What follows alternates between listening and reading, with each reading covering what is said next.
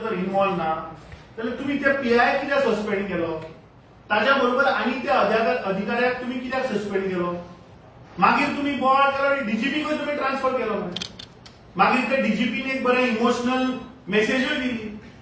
जर तर police officer जर तर तुम्ही सांगता इन्वॉल्व ना जाल्यार तुम्ही त्या ऑफिसराक सस्पेंड कित्याक केलो आणि डीजीपी कित्याक ट्रान्सफर केलो, म्हाका दिसता मुख्यमंत्र्यान गोंयच्या जनतेक सांगपाक जाय. आणि हे हांव उलयना, हे मुख्यमंत्र्याच्या डिपार्टमेंटाची जाप आहा.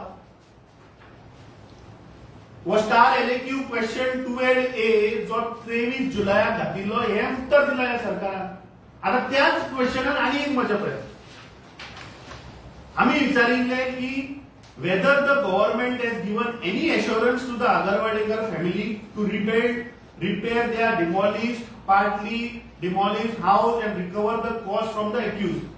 The सरकार कितें उत्तर दिता, no such formal proposal moved by this department.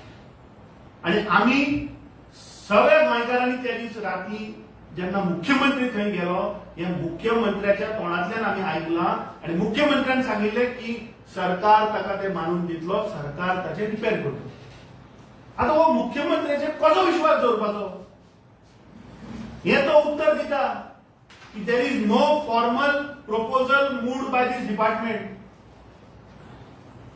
आणि आम्ही ते विचारले if so the current status of the said assurance to the relevant provisions of the law under which the said house is proposed to be rebuilt and relevant provisions of the law under which the cost can be recovered.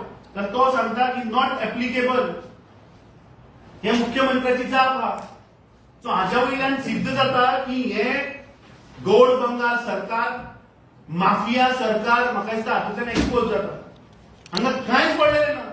हे फक्त येता मुख्यमंत्री फक्त स्टेटमेंटां दिता आनी वता.